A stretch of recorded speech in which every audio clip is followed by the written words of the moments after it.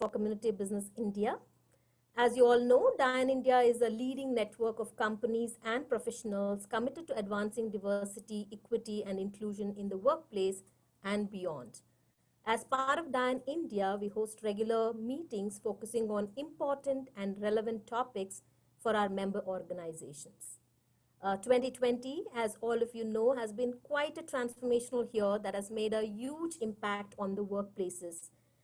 We touched upon how COVID-19 has impacted our D&I strategies in our first meeting in April. We talked about cognitive diversity, understanding different thinking styles, understanding how and why it becomes even more important for us in the current state to really focus on being inclusive, considering cognitive diversity as well in our second meeting. And the third meeting, which was hosted in collaboration with our DIAN network, so we opened up a conversation about social mobility, talking about caste, social hierarchy, and how it really impacts the workplace. And in this fourth and the last meeting for the year, we are focusing on the theme, the changing world of work and its implications for our D&I strategies. We have picked three important and exciting topics for these 3 days. Today's session is Future of Work, Supporting Caregivers in the Workplace. Tomorrow, we are discussing another trending and important topic about gig economy and how to create a diverse and inclusive gig workforce. We will be again joined by 3 experts on gig economy who will share different perspectives on gig economy and how it really impacts our diversity and inclusion. We started quarterly DIAN India Open House as an opportunity for our members to virtually connect, considering that we could not do in-person events this year. So we will continue that tradition, and we have our DIAN India Open House this Friday. We will be discussing D&I trends in our open house on Friday. So this again is an opportunity for all of you who are responsible for leading D&I efforts in your organizations to connect with each other and come up with some ideas that could inform your 2021 D&I strategy. We have an exciting agenda and a great set of speakers for today. We start by sharing some key highlights from our recently launched research publication, Balancing Career and Caregiving in Asia, with specific focus on India market. We then move on to our expert talk session with 3 experts sharing some valuable insights into supporting elder care, caring for family member with special needs, and supporting employees with pet care responsibilities. We also have dedicated slots, Q&A slot at the end of the, after the expert talk as well. So as you all know, we are using Zoom for today's meeting, and I'm sure by now all of you are familiar with it. But just a quick reminder, to mute or unmute yourself, please click on the microphone icon by your name. Please keep yourself muted when you're not talking. To show or hide your camera, you can click the video icon by your name, and it would always be nice if you can turn on your camera when you are speaking. You can share comments or questions using the chat, so please continue to interact and engage on the chat. Post all your questions, comments in the chat. Just share your comments by selecting everyone so that everybody could really see your comment and converse as a whole group. For any assistance that you need during the meeting, you can always reach out to Kapila or GB or there in the meeting as well. So this is our Community Business India team, and I'm pleased to introduce the team who are responsible for various programs that we lead through Community Business India and DIAN India Network.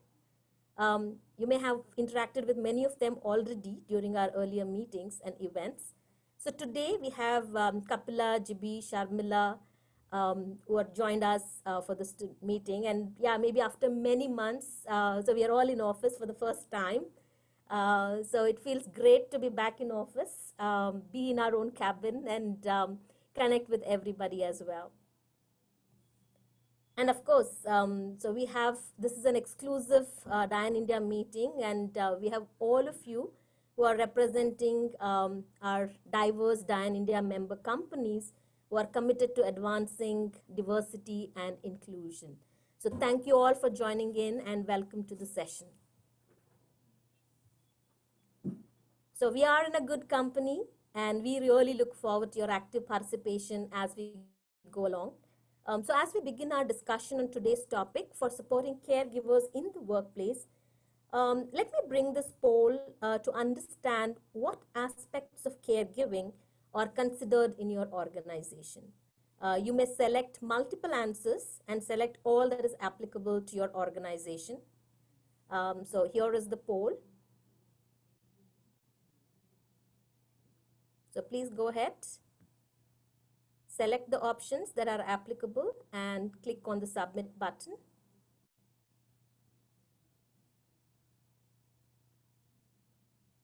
And if you want to add any other, you can add that in the chat.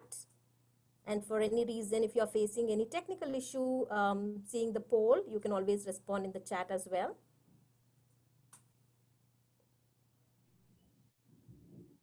Okay, so we have one more second if you want to add anything else over there. And here we end the poll. So you can show the results as well, Sharmila. There Wonderful. you go. So that clearly says that majority of the organizations focusing on child care, 53%, of course, some work on elder care, and of course, dependent care, care for family member with special needs. 7% said pet care. So interesting to know. So if you want to say which is that organization, and as we go along in the session, it would be nice if you can also share what is that you're doing in the space. So we definitely will save that for as we go along in the discussion. But it's very interesting to see this response and see how organizations really are supporting their employees in this important caregiving responsibility. So at Community Business, we believe that companies need to be far more aware of impact of caregiving responsibilities. And that is where we basically are looking in terms of how organizations can really develop family-friendly policies and programs that could really help them balance career and caregiving. So it's a topic we have felt very passionately about for a while, and even more so in the current context of COVID-19 global pandemic. Our recently launched publication, Balancing Career and Caregiving in Asia, is an in-depth and comprehensive study designed to encourage companies to recognize the role that many employees play as caregivers, and also look at ways in which organization can support them. So as such, the publication presents the business case, talking about why a focus on caregiving. It looks at the context of caregiving in 5 key markets across Asia, China, Hong Kong, India, Japan, and Singapore. Of course, so very detailed report, study of India market as well.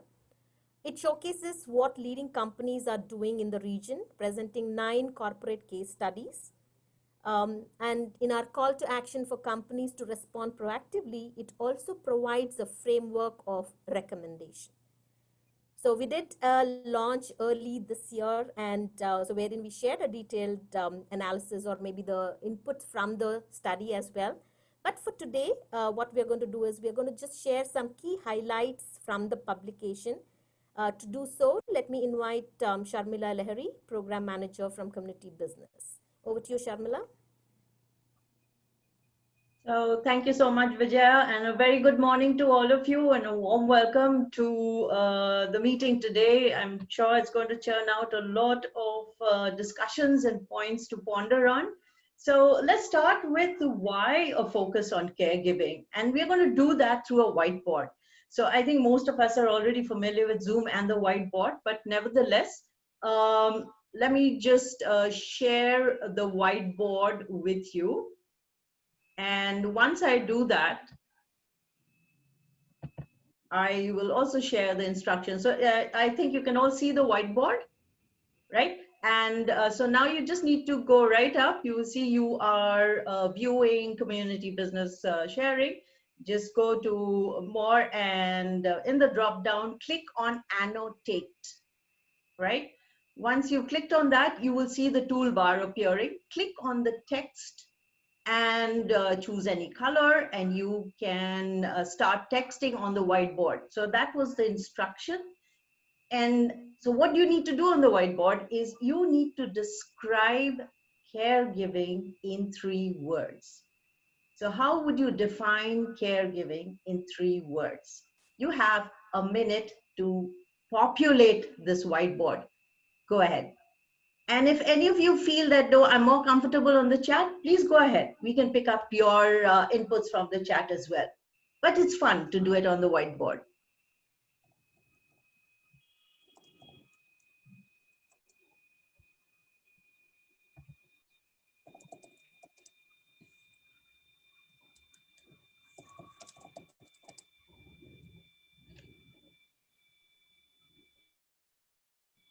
Okay, so we are getting care, empathy, finance.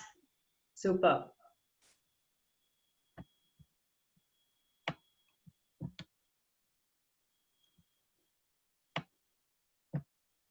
All right.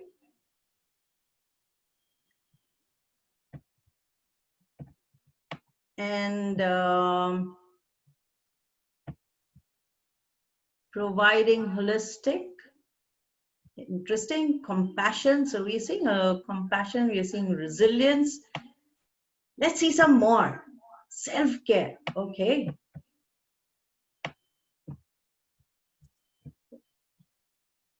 Do we have any in the chat? Responsibility. Wow, we have a lot of inputs in the chat. So we have empathy, caregiving skills, patience,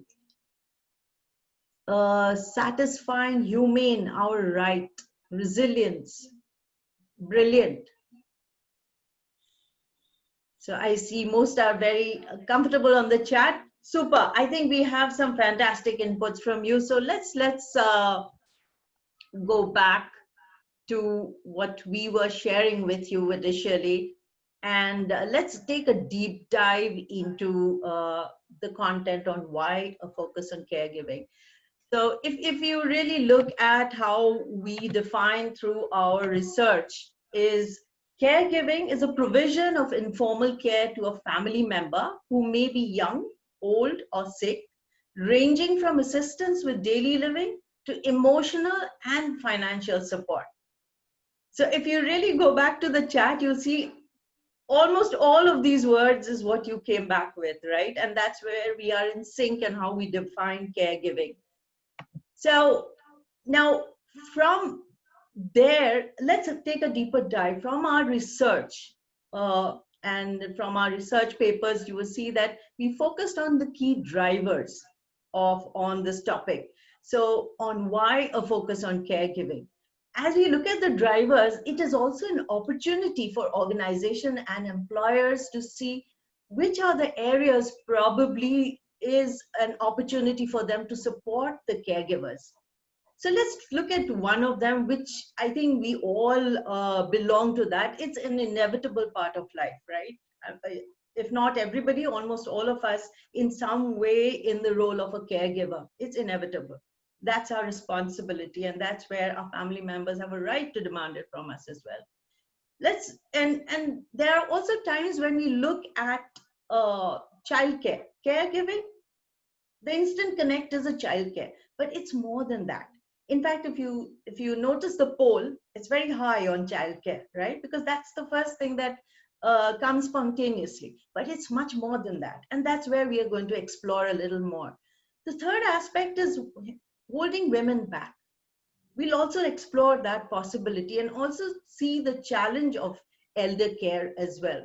And all of this is where it's very, very significant, the mental load on trying to create that balance between work and provide the care that the people who are entitled for, or who are eligible for, or who demand should be getting from us.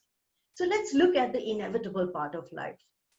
most employees will become informal caregivers at some point during their careers. I'm not even going to ask you because I'm sure all of you agree to that point, right? And many will find themselves as part of the sandwich generation. Now, when we talk of the sandwich generation, it's a phrase which is much used today. And probably again, in this forum, there will be quite a few of us who belong to that sandwich generation, right? So just to clear what that means for some of you who would want a clarity is where I am in that stage of life where my children are in that, have reached that milestone and they are on the verge of venturing into their career or a very critical or achieving a critical milestone in life. And we have our elder care at home, our parents and other relations who need our attention and our support in helping them to have a quality life. And here I am as well, where I am at a critical juncture in my career. So that's the sandwich generation. And I think it's resonating with everybody over here and what is the experience and how we go through that. But few employees are prepared to have that support to manage this complex challenge, right? And that's where we are juggling constantly to find that balance. So when we said it's more than just childcare, again from our research, look at the data, the statistics that's churned out from the Employee Caregiving in Asia Employee Survey, where they said they have caregiving responsibility for their parents and partners of their parents, while 15% have for a family member with a long-term health condition or disability. So you understand that where we come from when we say it's much more than just childcare. And of course, the poll itself is an evidence to that as well. So aging population is a concern, I think, across the globe, but we are looking at Asia primarily. And from this data, though we see India has a larger, younger population, but we are at that stage where we are going to see growth in the number of the older generation. And when we have that, that means we need to provide that support, the care, right? And though with the life expectancy increasing every year with proper care, medication, healthcare, and all of that, that's a very happy feeling to have our near and dear ones with us for a longer period. But having said that, it also comes with concerns, right? It comes with concerns primarily around health reasons, dementia, heart disease, stroke, diabetes, Parkinson's, and the rest. All of these need a lot of intensive care. So now who are these caregivers? Think of those who really provide for them in our family. I think 80% of the time you'll see is the women in the family who jump into this role and provide the care that they need. While they are doing this, there could be a reason for them to feel challenged at work, or at times they opt out of work because they're not being able to dedicate quality time towards this responsibility they have, and or their performance is being affected. So that is another concern that we could be addressing, and we would be more empathetic towards to understand that. So let's look at employee well-being as a whole. 47% strongly agree that care responsibilities have a negative impact on physical well-being, 63% on emotional, and 61% on financial concern. And I've seen all these three words appear in the whiteboard activity. That is absolutely super, but there is a potential risk. The potential risk to employers and organizations as well.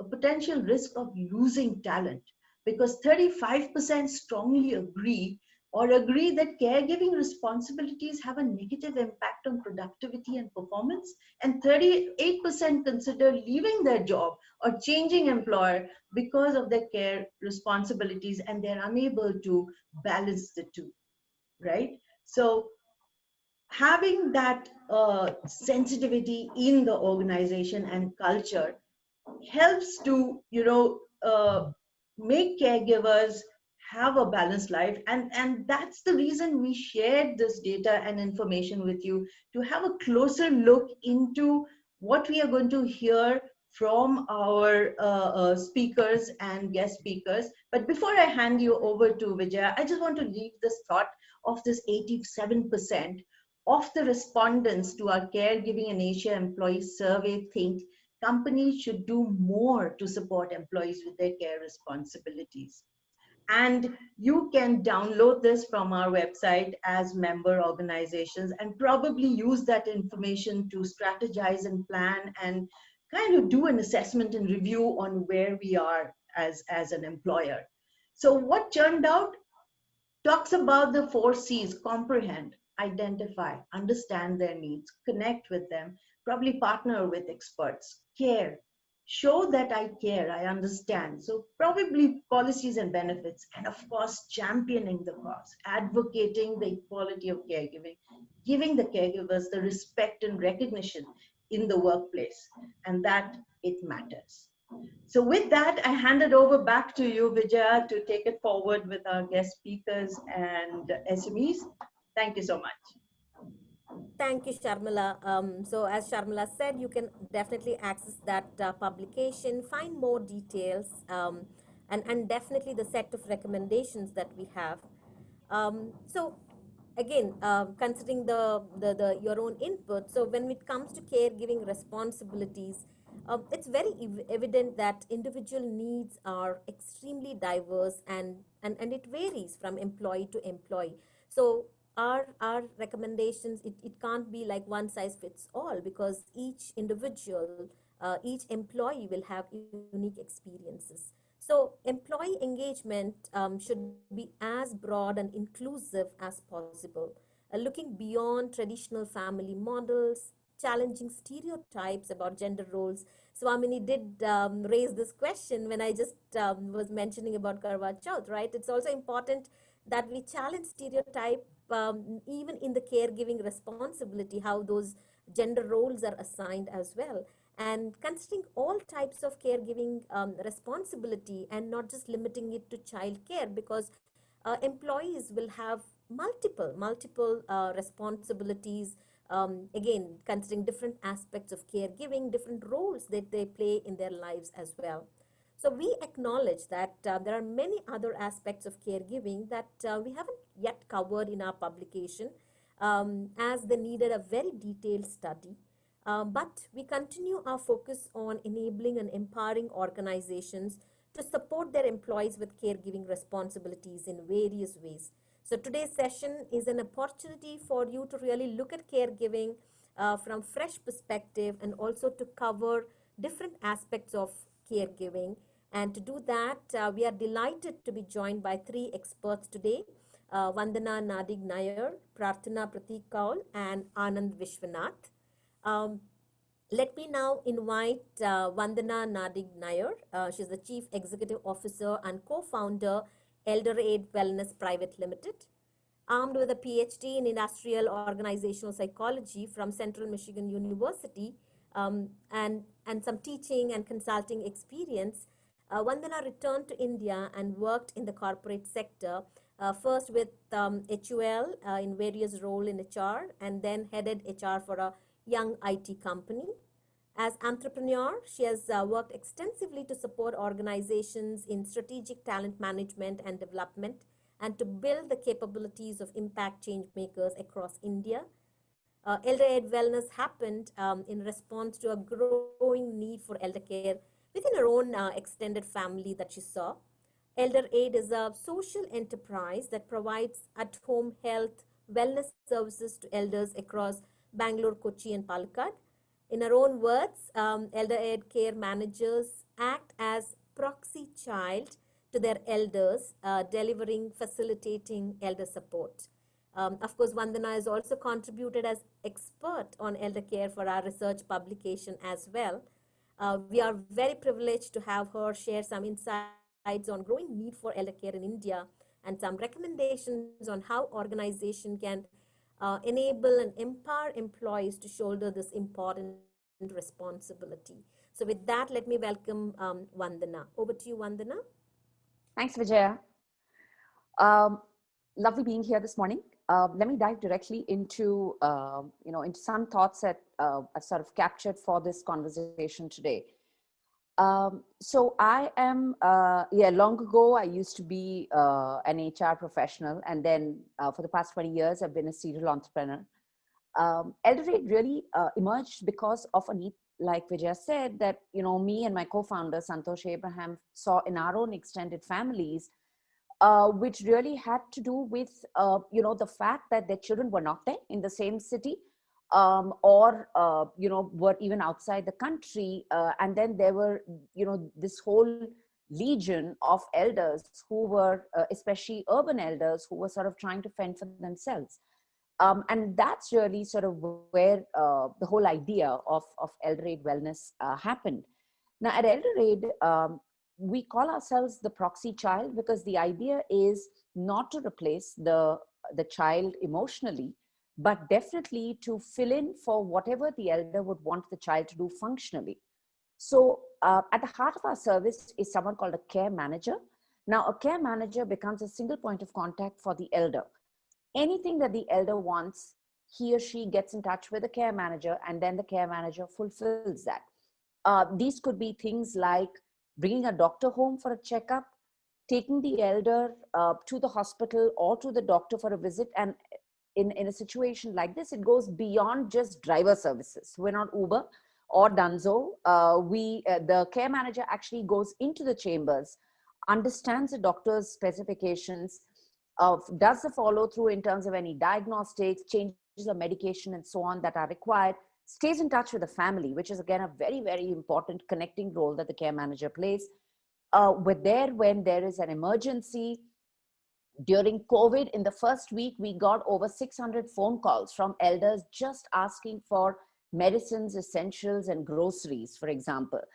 The services that we provide are holistic. They span healthcare, wellness, as well as concierge services. Over these years, we've served over 900 customers. We've provided livelihoods to over 500 people who serve as elder caregivers, full-time caregivers in the house. And we're proud to say that we lose our customers only to death, because that is a reality of the business that I run. COVID has really upended our lives, all our lives, right?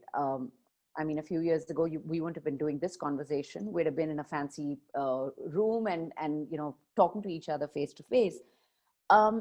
It's taken the rug out of, people in so many ways. For example, earlier, there were very clear demarcations. I have a home, I have a workplace, I leave home and I go to my workplace, and then I come back. And in the time that I'm at my workplace, it's not like caregiving is ever far from the mind, but it's not as real as it is today for us. Today, there are no lines. All lines have completely vanished, right? We have people at home who are caring for parents, who are caring for pets, who are caring for children, who are trying to get work done, who are trying to do calls, who are trying to, keep the house together and functioning. It's almost as if our workload has exploded. Yeah. Some classic scenarios. I mean, yesterday I was on a call with a dear friend and a professional colleague from IIM Bangalore, and she, and she's going nuts. She's a full-time professor. She is anchoring one of IIMB's most prestigious, futuristic initiatives from a digital perspective. She lives with her in-laws who tested positive. So in-laws, husband is diabetic and therefore needed to be also quarantined. All of them were in quarantine. And she has elderly parents living in Indranagar, and her mom had a fall. Now, this is a classic caregiving challenge that's happening today all over. What do? She can't leave home because she's under quarantine herself. She's going sick with worry because her mom's had this fall. Thankfully, there were no broken bones. but mom is laid up in bed. So there is a sister who's moved from JP Nagar to live with the parent. So it's, life was complicated enough, and caregiving was enough of an onus even earlier. It just feels like in the current situation that the pandemic has put us in, the nuances that were there, the compartmentalization that was there, I think all of that has sort of disappeared, making our lives a lot more challenging. What are some of the key areas that, and I'm basically I'm sort of singing to the choir. So all of this is sort of commonplace, and you've encountered these instances, but let me sort of capture for you, what are some of the top of the mind sort of issues or things that are playing out for your teams, your employees, and areas where you should be looking at how to provide them with support, right? Let's start with this multiple parenting that I call it. Parenting children, elders, pets, all at the same time. There are, you have your classic scenario where you're trying to monitor your child who has online classes but is perhaps playing PUBG on their phone. You have an elder whose medication needs to be taken care of, and you have calls like this, right? You still have to look, ensure that, and many people didn't have house support and so on until now. So I think in this scenario, what does one do to keep morale and motivation of your employees high, to keep that going? Because this is tiring. People have been doing this now for 6-7 months, and it's taking a toll in terms of emotional and personal well-being, right? So how are you really supporting your employees in caregiving is sort of a big question that I always ask myself. Elder wellness. Now, what has happened because of the pandemic? Elders can't go for walks. Elders aren't able to do things that they typically enjoyed, and elders love routine, elders love rhythm. All of that has been tossed out. We have, for example, and because COVID it doesn't even make sense. These neighbors of ours, the elders were pretty much barricaded to a room, and they still contracted COVID. So in a situation like this, what has really taken a hit is elder wellness, right? And here, when we talk about wellness, it is holistic wellness. It is physical, financial, emotional, spiritual, mental, it spans so many areas. And elders are starting to show signs of wear and tear. They are either becoming very clingy to the children. They are demonstrating signs of, either I don't care. You could have an elder who doesn't care about their personal hygiene anymore. You could have some regressive behavior coming up. In a time like this, what are you really doing to help your elder find other ways of keeping themselves engaged? For example, have you signed them? So, during this pandemic, of course, the first thing that, when the moment it was allowed, we got my daughter to go and ensure that my mother got on every single OTT channel. So Netflix, Whoop, now of course she's the boss of it. And she tells me to watch shows and download players that I don't even have anymore. But these are simple things, it doesn't occur to us, but you know how challenging it can be for an elder to even navigate their phone or their tablet. Now, we lovingly will send them an Amazon Fire Stick. Awesome. You expect your parent to go and to find an HDMI port, insert this and program this Fire Stick to work? Difficult. Yeah. So I think elder wellness and what are some simple things that we are doing to keep them well, I think is important to think about. For example, can you get them to walk in the house? Can you switch? Can you ensure you call them every day and ensure it's a video call? Because seeing you is just going to make such a giant difference to them. Yeah. So I think elder wellness is a big focus area.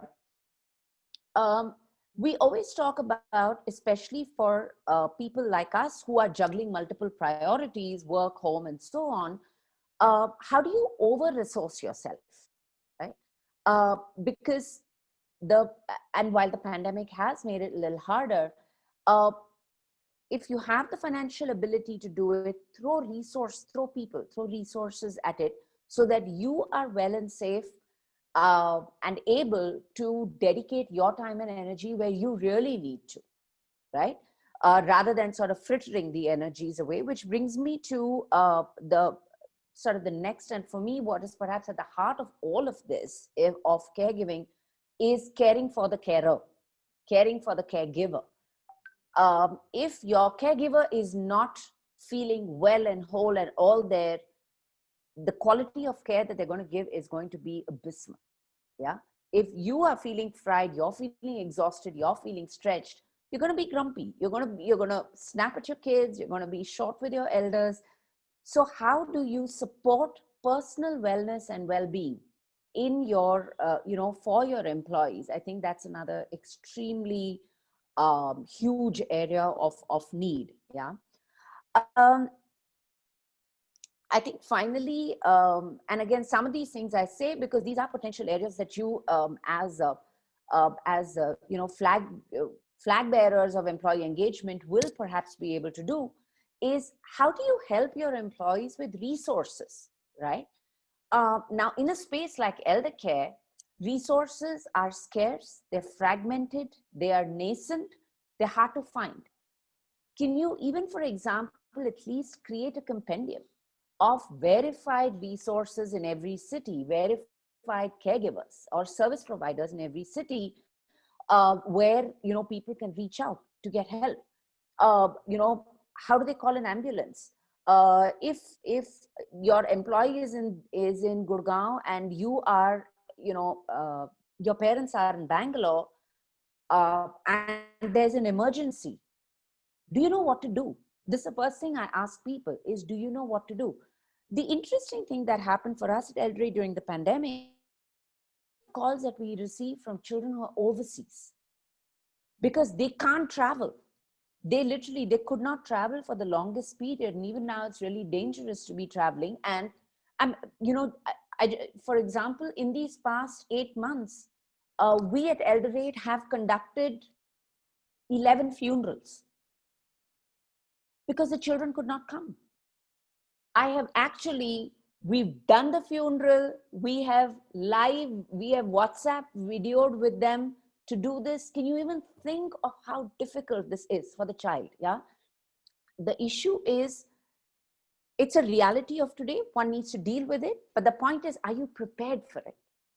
Right. And I think what the pandemic has really thrown up is the need to be prepared. Because when it comes to elder care, today you will have a well and healthy parent who is walking around. Today afternoon, you will get a call saying your dad had a fall, or your dad's had a stroke. It is the nature of age, and it is the nature of the vagaries of elder frailty. Yeah? So just to sort of very quickly wrap up, I think just some thoughts that I would like to leave with the group on what are potentially things that corporates can do. And like Vijay said, long ago, when I used to be within corporates, I began career in Brooke Bond Lipton, and then was part of the merger team with Hindustan Unilever. I noticed the logo on your slide. Now, Brooke Bond Lipton is an organization that was well ahead of its time in terms of employee care, concern, support, everything that today we talk about in terms of supporting, caregiving and all of that, they did 25, 30 years ago and were doing it amazingly well. What are some things that you can do? I think first and foremost, acknowledge that elder care is important. It is an accountability as much as childcare is, even more perhaps, yeah, because it doesn't matter whether your employees elder are living with them or living in another city. The stress, the worry, the responsibility does not go away, does not change. It's harder, in fact, if they're not together, if they're in other cities. The second is, how do you sensitize your leaders to the fact that they need to be a lot more sensitive about elder care responsibilities that that their employees have? I think that's important. I've talked about this earlier. How can you support elder care at home? This is an area that corporate India has been abysmally slow in. right? We, in these 4 years that we've been in business, we've had some feelers. We've had 2-3 organizations reach out to say, can you do this? But they are so stymied by policy, by the what are the legal implications of this, who is going to take the responsibility. Oh, but y'all are there only in 2 cities and not in 5 cities. I think the bottom line is corporate India has been very, very slow in terms of its response to elder care needs. And this is the group that really should be, should be making a difference, and, should be doing some moving and shaking on that front. For example, many organizations I know have creches. Do you want to convert that into a creche cum elder daycare? And research has shown that you put elders and kids together and it's magic for both. Yeah. So convert your creches, whoever has it, and make it elder daycare centers. You'll win huge brownie points with your employees. Engagement scores will go up very, very much. I've talked about getting them resources, and you may also want to think of how can you engage well elders. Do you want to hire them as volunteers? Do you want to hire them as part-time employees, as advisors, as mentors to your, to your young talent? I think all of these possibilities exist. I think all that I'd say is today, 9% of our population are elders. In 2050, this number is going to be between 18 to 20%, which means 1 in 5 people in India is going to be a senior citizen. We as a country are completely ill-prepared to deal with this. And all that I would say is you have a great opportunity as corporate India to look at how can you help your employees caregive and thereby provide that empathetic, compassionate support that you will be able to. Thank you so much for your time. I look forward to questions later. Thank you so much, Vandana. I think that was real eye-opener, really mirroring the challenges that people are facing in the current situation, and definitely loved some of the recommendations that you came up with, especially in terms of, yes, the sensitizing leaders so that they are aware. And as you rightly said, somebody may be really doing well, but maybe in an afternoon or tomorrow, maybe there may be an emergency and the employee may not really be available or may have to take leave, right? So in such situation, how you can really be sensitive to the needs of employees, and especially in terms of saying that, of course, a lot of things that the organization can do, as you said, just that will, that motivation which is needed. Even if they can start with some low hanging fruit, it could be as simple as organizing some sessions, enabling, and as you said, maybe putting that resource kit together so that it can be a ready reference. And I think these days even elders are getting onto Zoom meetings, they are doing satsang and all that on Zoom. So maybe doing some sessions to engage them, which many organizations are doing it for children as well. So I'm sure a lot of these best practices go a long way in showing that you care for your employees as well. And I'm sure so our attendees here will have questions. So please continue to share your comments and questions in the chat. So we'll come back and we'll pick those questions once we have completed all the expert sessions. So thank you so much, Vandana, again, for all those insights that you shared. So up next, we have another expert, so Prarthana Prateek, who is the co-founder of Giftable, an award-winning social enterprise that strives to create an ecosystem of like-minded individuals to collectively build an inclusive society. Prior to Giftable, Prarthana worked with IBM and iVolunteer. So she's a cause marketeer, motivational trainer, and has been a consultant in the space of disability inclusion to many multinational organizations. Prarthana has conducted numerous sensitization workshops on evolving as disability confident company, sign language, braille, volunteer management, and employee engagement across India. So she has engaged with 10,000 plus volunteers and hundreds of NGOs across the country on various causes. Additionally, she has been invited by reputed institutes to speak on inclusion of people with disabilities and volunteering. Her efforts and contributions towards the empowerment of people with disabilities have won her various awards and accolades. I'm sure Prarthana is no stranger to many of you, as you may have worked with her as well. So it's such an honor and delight to have her with us today to share some examples, some experiences, and recommendations on how organizations can support employees who are primary caregivers for persons with disabilities in their family, the ones with special needs. So, with that, welcome Prarthana, and over to you. Thank you, Vijaya, and much needed topic. Good morning, everyone. Just want to make sure everyone is awake also. So, Vandana, that was quite insightful, and in fact, last month we had volunteers communicate with elders from old age home, and I can so relate to it because I remember one Ajji saying, you know, it's been 5 months I'm here and I just want to meet you all volunteers, and that's the state right now. Coming to caregiving for carers. Just a quick question: what are the colors you all are seeing? Just want to make sure everyone is present and present. Please post on the chat box. Green, okay, Poonam, yes. Red. Okay, awesome. Request all of you to close your eyes for 2-3 seconds. And what are the colors that you are seeing?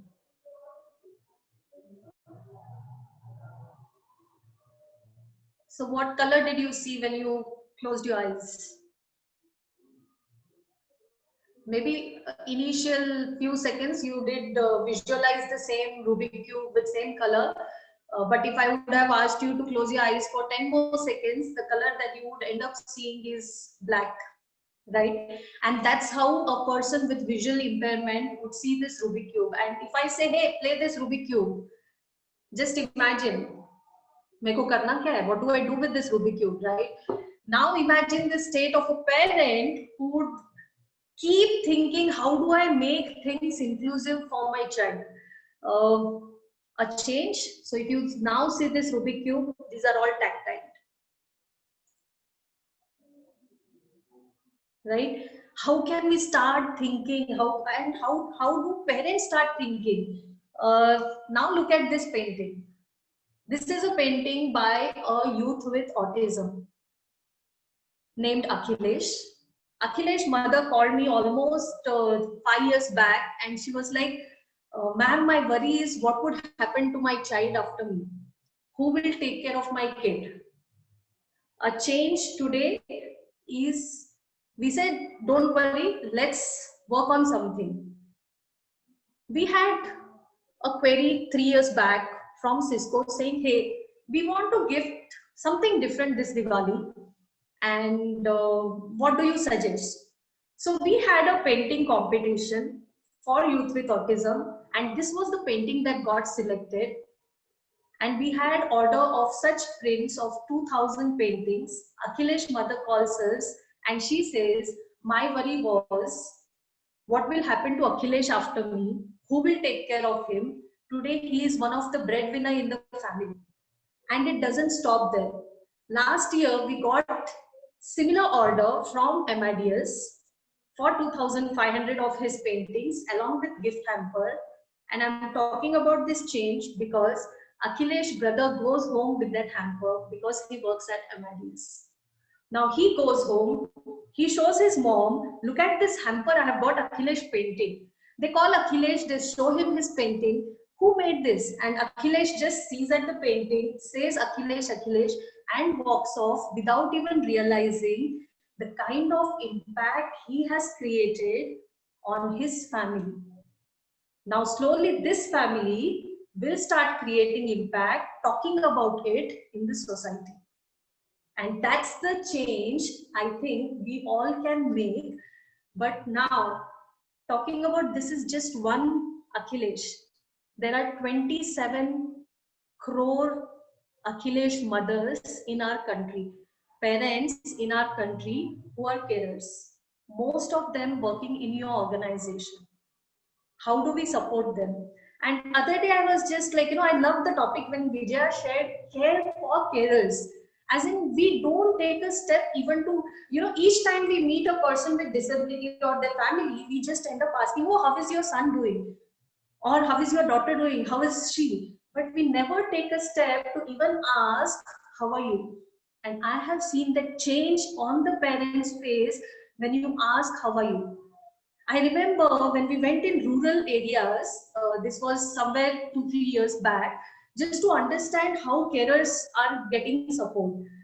We saw a rehabilitation center for men where, he would have fallen from coconut tree or electric shock, and there is a full-time caretaker along with him in the residential rehabilitation center.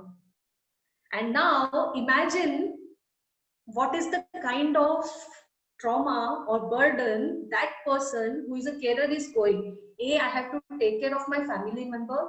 B, that person doesn't get a break.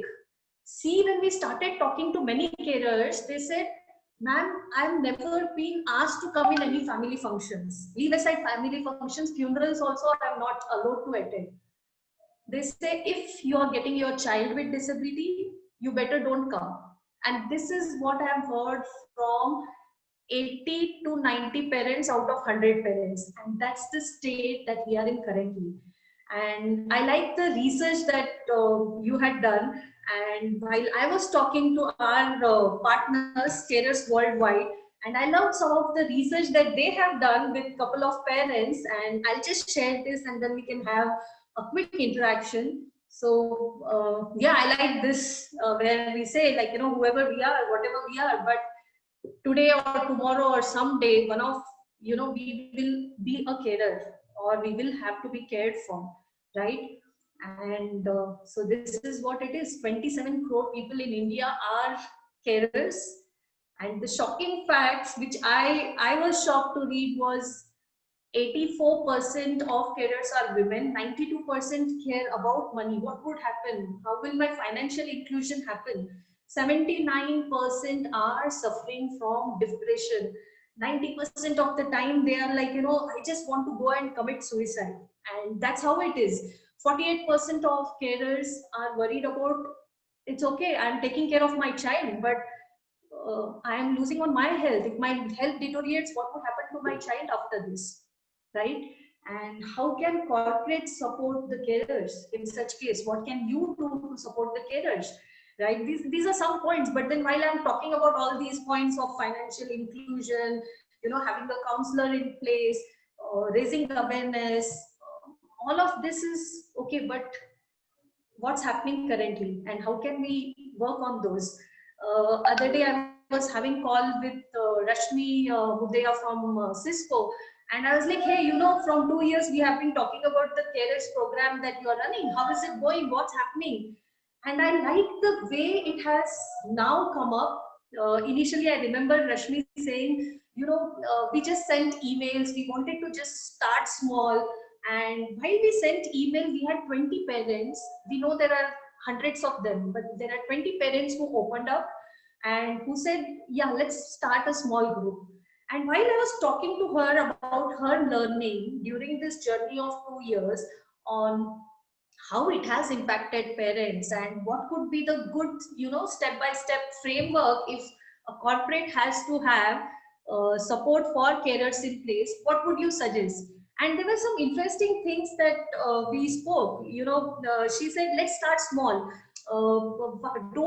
Pragna, I suggest, don't have parents lead that small little group. At times we feel, and this was the suggestion given by the director who has 2 children with disability at home out of his 3 children. And he said, already there are a lot of things happening in our life. We are managing office, we are managing home, and over that we would love to be part of the carers group, the support groups that you start, but then don't give us the responsibility of leading it. So maybe you should have someone who is not a parent. And interestingly, she said, I think we chose someone who is very passionate about it. So they have 2 people who are leading it. One doesn't have a child and one has a child, but no disability. So and they run it so well. It started with, and why I'm sharing this is while you all are already doing certain things in your organization, maybe these are some of the best practices that you can take back.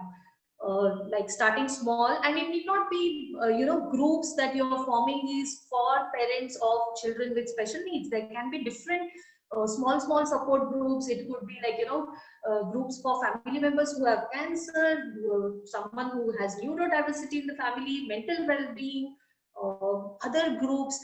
And I remember when we were discussing this, and then I got to know, like, okay, now what next? So she said, when parents started meeting quarterly, they started opening up. They said, these are the challenges that I face. Now, how do I work on this?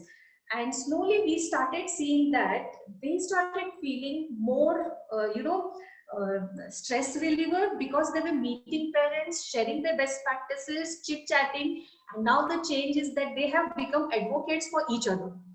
Right? This is the best school. These are the best practices. These are the best trainers. These are the therapies that are available.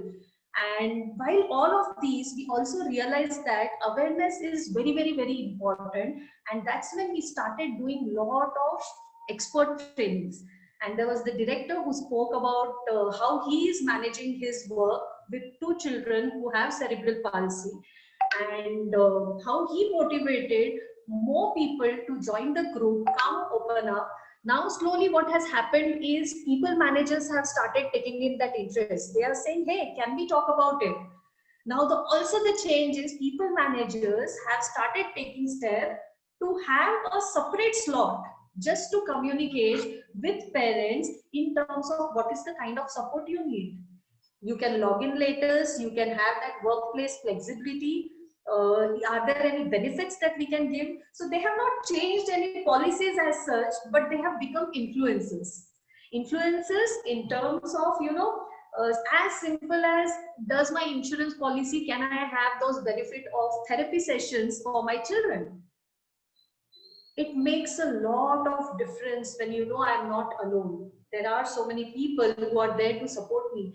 There are peers who are working with me without being judgmental. And that is what is needed. And overall, I would say it would be like, being mindful and having a team who is running these small little groups who are very, very passionate about the cause. I would not say it would completely change their lifestyle, or we would do, but then yes, we will help them at least opening up channels to just feel that someone is there, my corporate cares for me, and that is what is needed. In terms of financial inclusion, that is another major thing, because that is the fear that every parent has, especially when 70% of our population is in rural area. How do we work with them as well? Corporates, if you see the number, only 1% get meaningfully employed. What happens to the rest of population? Over that, if the caretaker is also not having any job, imagine the state of the family. A, can we provide jobs to people with disability? B, can we also start having livelihood opportunities for the carers? So when we started talking to carers in rural areas, I still remember in Koppal we did vocational training for mothers who had children with special needs and who were thrown out of family because they had children with special needs. So we said, can we do some tailoring classes for them? The change that has happened is today they give us a call and they say, you know what, ma'am, I have become one of the famous tailor in our small little rural area. And whenever there is this little mela, jatra that happens, our stall is the most wanted stall. Now start thinking about how this financial inclusion has started helping them. Over that, now if you're helping their children also to get jobs, maybe directly or maybe through supplier diversity, the stress level also reduces, that it's not just me, I'm also seeing my child become independent in life, right? And with that thought, let's all be advocates for each other, just like the parents have now started being advocates for each other. Open to questions later after everything is done. Thank you. Thank you, Prarthana. And as always, yes, the work that you do, kudos to you and the team Giftable for the great work that you're doing. Again, what you said resonates so very well because we say that inclusion is everybody's business, right? It's not just that, like, just that people who are affected need to do something about it. So I really like the point where you said even if you want to do a set up an employee resource group, again they're already burdened, so why you want to again give them an additional responsibility and expect that they need to lead it, right? So very similar the ways that you need to be inclusive, you need to be more thinking about intersectionality and not just saying that the LGBT group has to be led by people who identify from the community, or maybe women groups to be led by only women or anything like that. So it's always important to create that inclusive environment. We bring in more allies, we bring in more of people who are understanding, who are sensitized, and who are there to really support each other. And that, in a way, can really lead to that culture of inclusion and belonging in the organization. Yeah, So we and gave some, just to yeah. and Vijaya, while you are saying this, it also takes time for family members to accept that they have a child with disability. True. And I remember when we started this early intervention center in Tumkur and we were doing family visits, just in a span of 1 month, we realized there were 180 children with disability who had no access to therapies. Right. So one more thing that comes up is like, my grandparents might not be open to accept that, hey, my grandchild is a child with disability. So for parents, even to take the child to a psychiatrist or psychologist, it becomes difficult. So another thing I liked about Cisco is they have started this special healthcare facility where they have psychiatrists visiting them every week. Now they have made it virtual, but then now it's really nice when I can't tell my mother-in-law or a father-in-law that, I want to visit a psychiatrist, but can I say, hey, today there is a child to office day, and I take my child to the office and I end up showing him or her to a psychiatrist and get the prescriptions. Small little tips, but then this helps in a long way, as in how I can have my workplace more and more inclusive, not just for person with disability, but also the carers of people with disability. Yeah. Absolutely. Thank you, Prarthana, for again, yeah. So I'm sure there are a lot of takeaways for our attendees as well. So as you said, maybe the small steps may not really require huge investment. So it could be something which you can readily do it. Just that needs that intention, that will, that you want to do something, and really include employees who may have different aspects of caregiving responsibility. I think that would be a great starting point if somebody has not really started the journey. So that really takes us to the next topic because we know that there are millions of pet owners across the country. And that means that almost all employers have some employees who have cherished pets, employees who would be happy to have some employment benefits that help make pet ownership easier. Embracing pet can be a way to show that you care for even the pet parents as well. So pet friendly workplaces and policies can help attract and retain employees as well. And some studies show that being around pets can improve morale and even well-being, and especially in the current times. So more and more people are adopting, and more people are having pets at home as well. So some pet friendly organization, they do some very similar to what we do for maybe the child care or elder care. So even hosting some pet day where they can bring their pets to office, even cover pet health insurance, pet care expenses when they're traveling. And of course, there are some organizations, but I'm not sure in India yet, but they've also started paternity, like that's the, like similar to the leave when you bring home a pet so that you have the time to really bond with the pet. So there are a lot of these things which really support employees' life in this aspect of caregiving. So we cannot really ignore this set of employees as well who are pet parents. So let me now invite our expert speaker, Anand Vishwanath, to share what pet care means for employees and how organizations can really support employees with this. And Anand has been associated with dogs for over 30 years in various spaces, training, behavior modification, breeding, participating in various competitions, counseling pet parents, and providing host of pet services under his company, Anvis. Subsequently, he has also got certified as a canin behaviorist. He has been featured in many Indian and international media articles and publications, including an interview with BBC on Indian pet industry. Anand's company is the pioneer in providing pet services. In the interest of sharing knowledge, he has also launched a pet academy called Alpha, that's Anvis Learning and Pet Handling Academy. So through this, they offer online courses to pet parents and pet lovers who want to learn to better their bond with their pets and also to make a career in the pet industry. So a lot of great work by Anand and his team. So we are really pleased to have Anand with us today. So with that, Anand, welcome to the session and over to you. Thank you so much, Vijaya, for having here, and thank you also, Diane, for having me here. Talk a little bit about my experiences with pets. A fantastic group here. Just before I can start, just want to get an idea exactly like what Vijaya was saying. I'm sure all of you, in some sense, must have either are pet parents or know somebody. So can I just ask if all of you can just type in saying, are you a pet parent, or do you know anyone who has pets in your close circle, friends, family, colleagues, kind of thing? Just a yes or a no would do, just to get an idea, in terms of the group. Oh, fantastic! Already, I think 2, 3. So we have quite a few, I think. All right. So in terms of in terms of numbers, right?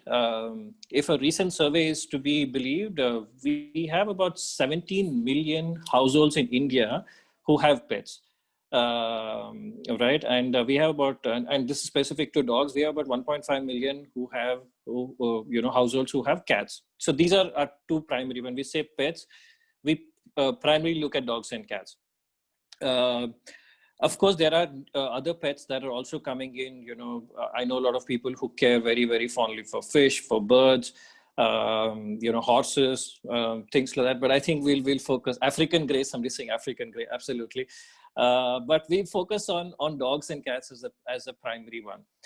Now, there's a very, very cliche, saying with pet parents or pet caregivers, right? So most pet parents or pet caregivers, if you talk to, they will have this sentiment that says pets are family, right? It used to be a point, and I have seen this, right? Because I've been in the space for about, I think professionally for about 10 years from when we started the company. But as an enthusiast, as a hobbyist, I've been around for I think even as a kid, I pretty much grew up with a kid. I mean, I grew up with a dog, and my dog was really my companion. So anybody who has a pet, right, shares this very, very strong sentiment that says that pets are family. And again, anybody who's been owned by these wonderful creatures will let us know that they give such pure, unconditional love. And you will hear this over and over again from pet parents saying that my pets will give me unconditional love. I'm a slave to them, yes, but the love that they give me is really pure and unconditional. And if you just take a step back to see how did these pets come to a point where they have sort of wriggled their ways into our homes and our hearts, and now we are really working hard to give them a good life, because primarily dogs started off as being a hunter's companion, right? That's what really they started off. Over a period of time, they started becoming companion animals, right? They, like I said, they've wriggled somehow or the other, right? Sneaky creatures, they just came into our homes, made themselves comfortable. We started feeding them. We started finding some sort of a bonding happened between these two very, very different species, to a point now. And I've seen a huge drastic change in the last 10 years that I've been in, from companion animals to actually dogs and cats giving back in a much bigger sense. And what I mean by that is now dogs are being used as therapy pets, right? For the for the differently able, for the elderly, actually, that we were talking about, right? As emotional support animals. So airlines will allow, if you have a dog or a cat, and if you can say that I'm emotionally connected and this pet will help me keep my emotions under check, and I'll feel a little less stressed, and you can actually take them along if you can declare them as emotional support animals. And because of the pandemic that we are in, I'm sure most of you will know there are 2 countries that have actually had dogs detecting COVID at airports. One is Dubai, and then one is at Helsinki airport in Finland, right? So you see that the change that pets have taken from being just hunters to being companion animals to now actually giving back to us in so many more ways than we actually sort of imagined, right?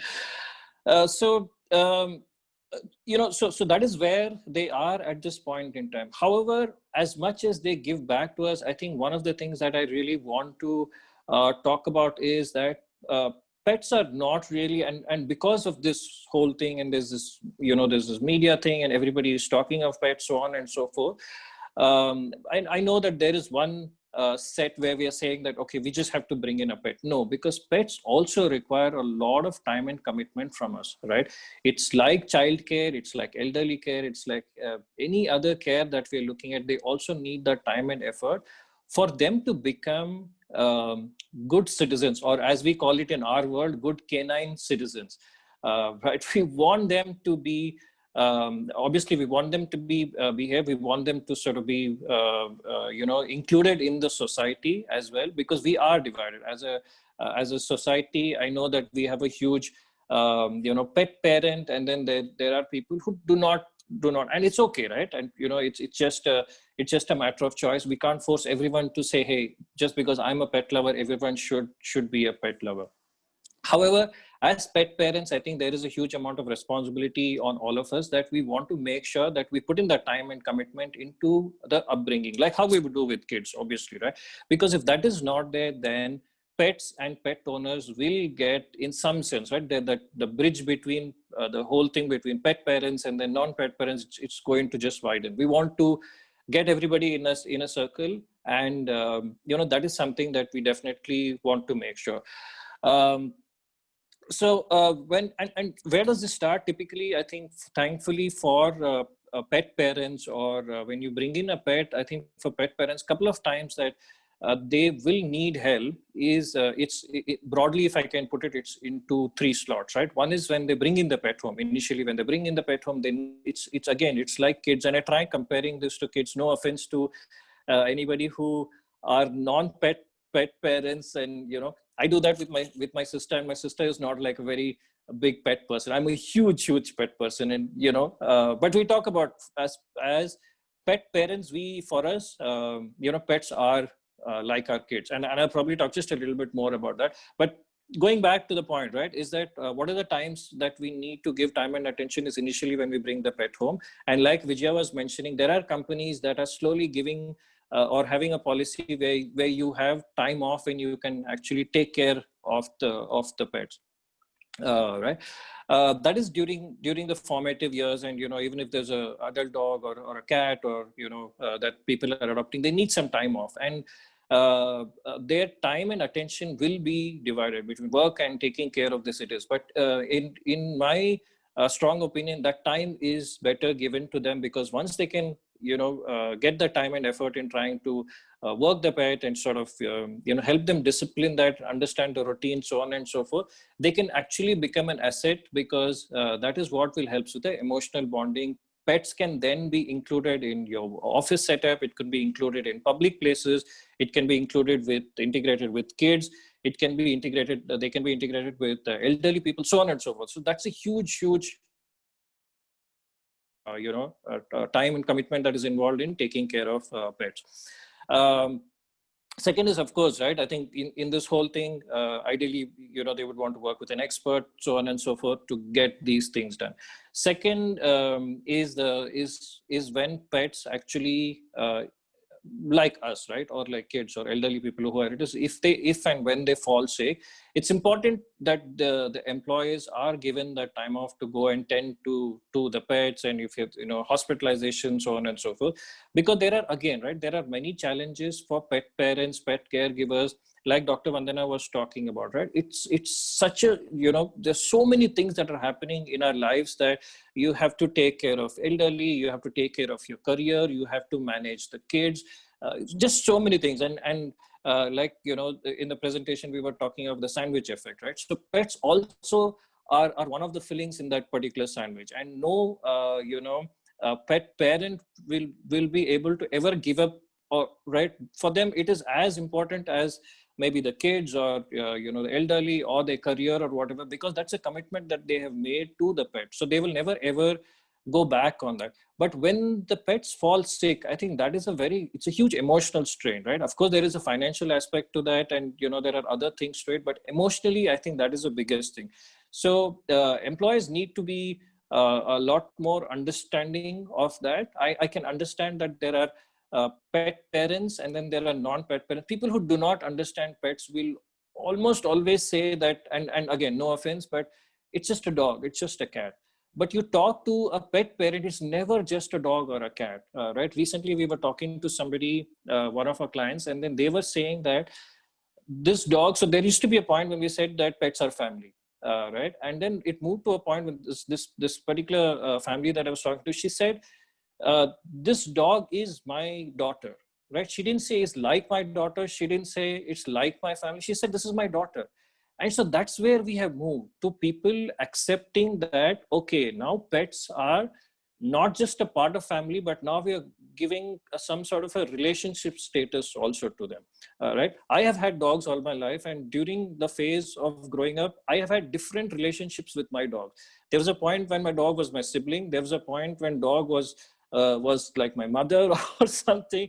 There's a point that she was my friend. There was a point when I became a caregiver to her, because they age much more faster, right? So they take on multiple roles. We take on multiple roles as well during the growing phase, right? So it's important to give that time off when especially when the pets are sick. Second is obviously, right, when they grow old. Again, like very similar to elderly care, you know, people do need that time off, right? They do have their challenges and hospitalization, you know, whatever needs to be done has to be done, so on and so forth. So I feel that I think this is something that of course, it's very heartwarming to know that in the poll that we saw earlier, there is we got 7%, right? One company definitely had got some kind of a pet policy, and I'm very curious to know which one. It is important that employers give that time off to pet parents, right? It's important to know that pet parents need that kind of a help from the organization, from the managers, from the peer group, so on and so forth. Right.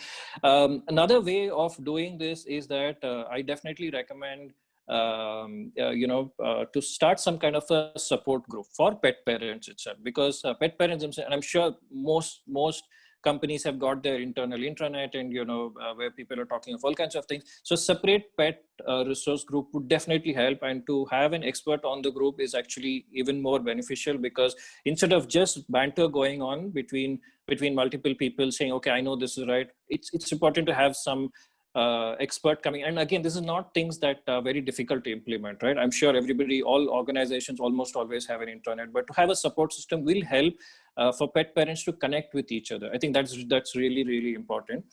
I feel the other thing is that organizations can do to include pet caregivers will be to have pet-friendly workplaces.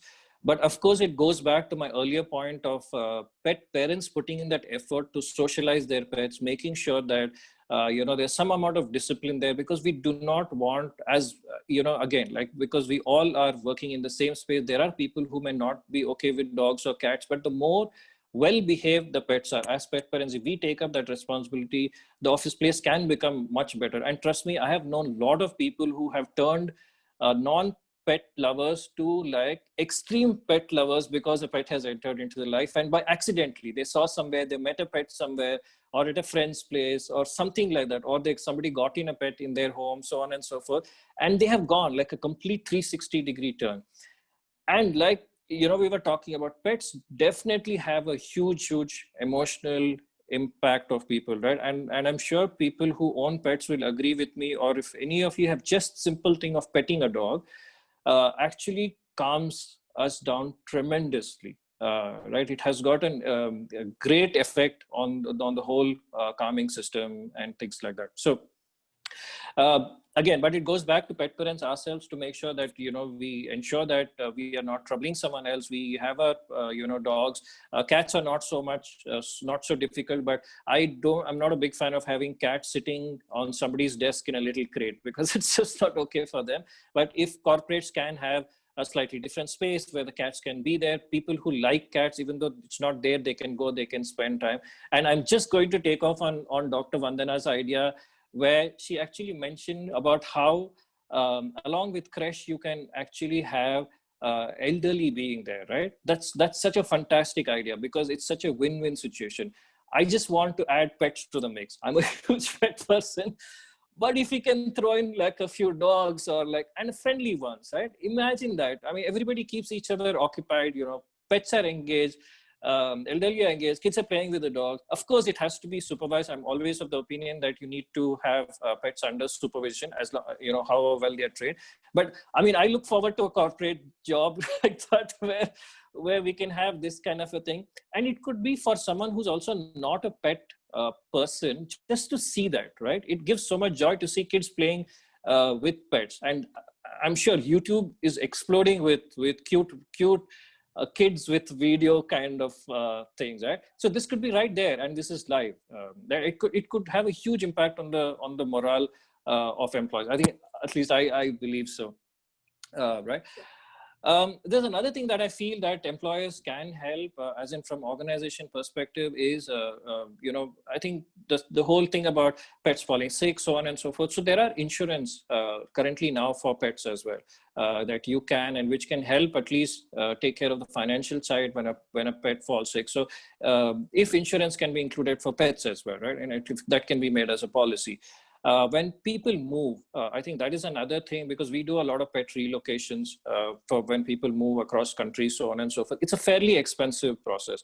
And unfortunately, many a times what happens is pets don't come very high up on priority. And then there are many cases where people are tending to give up their pets, so on and so forth. So if organizations can step up, I know that there are a lot of organizations doing this on a very informal basis, but if it could be included as a policy, it can really help people move, because it's an opportunity, right? And I know people who have actually given up job opportunities, and they're saying, I will not travel because my dog is an older one, or my cat is not okay to take the travel, right? They have actually made the decisions, and which can be counterproductive for the organization, because I'm sure they want the employee to go there for certain reasons. Maybe it's a good fit, but they're saying, hey, listen, I don't have the capability, or I cannot do this for so on and so forth reason.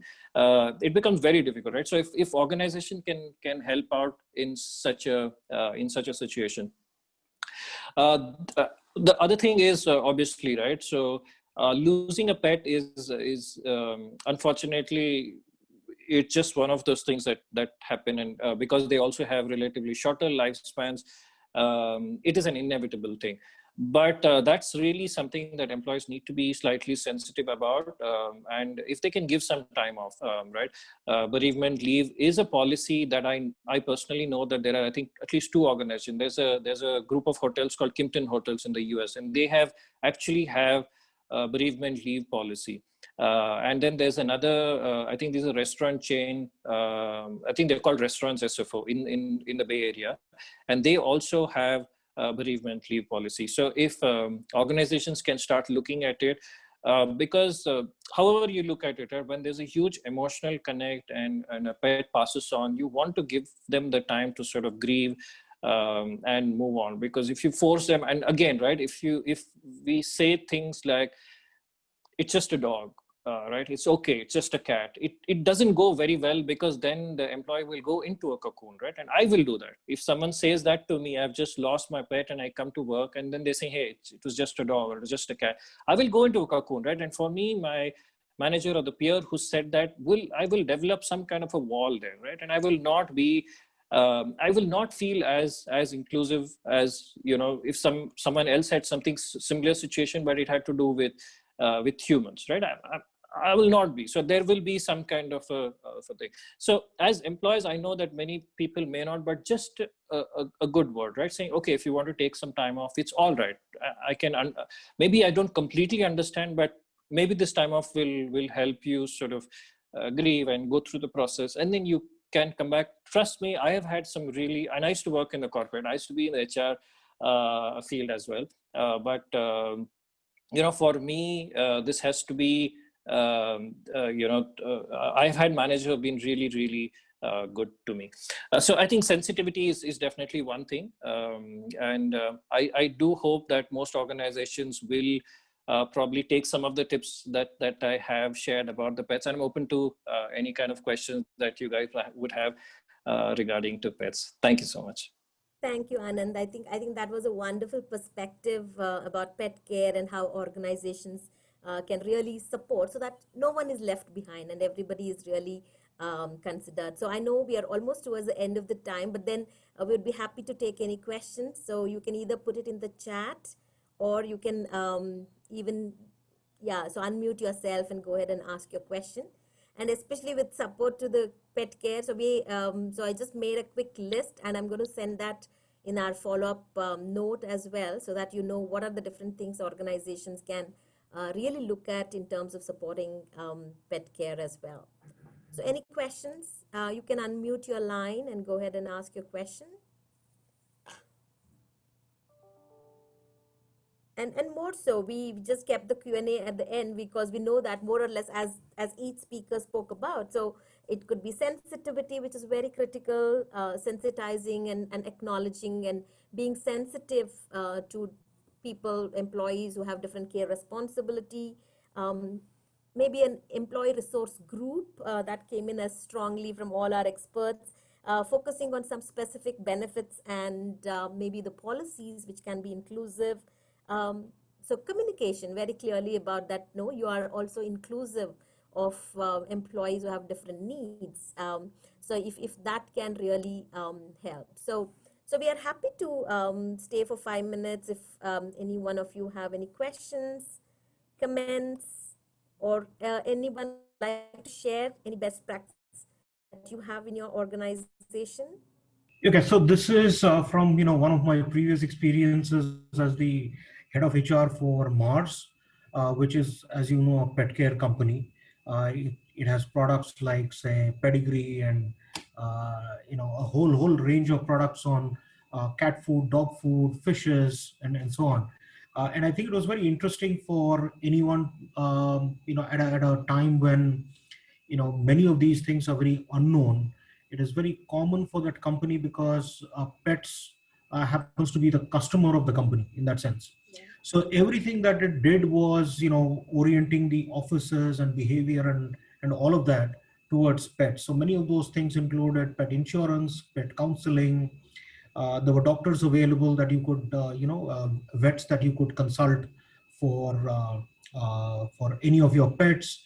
There was a time when we were planning to build even the equivalent, of a creche sort of a thing, not like a kennel, but more like a creche where you could bring your pet, they could stay there with you. Offices were designed to be pet friendly. So it was a very interesting, progressive, I would say, way in which you can orient employees and pets together. Wonderful. Some of the other things were equally good. I think, when you just think about the whole caregiving as an important part, and I think COVID is just accelerating the thinking around that. So whatever we heard from Vandana, from Prarthana, from Anand as well, I think it's just expanding the whole idea behind what caregiving is all about. And I think as much as we do around the infrastructure of it, including orientation and so on, I think the biggest piece that I feel all of us have to do at our workplaces is a lot of skill building. And I've personally gone through trying to help my father-in-law when he was going through cancer treatment and things like that. You realize that you don't have the skills. That's the fundamental problem. And you have to have orientations towards learning those skills very quickly to be able to then manage the rest of it. You'll not become a doctor, you'll not become a nurse, but some of those basic skills are very important. So thank you for the session.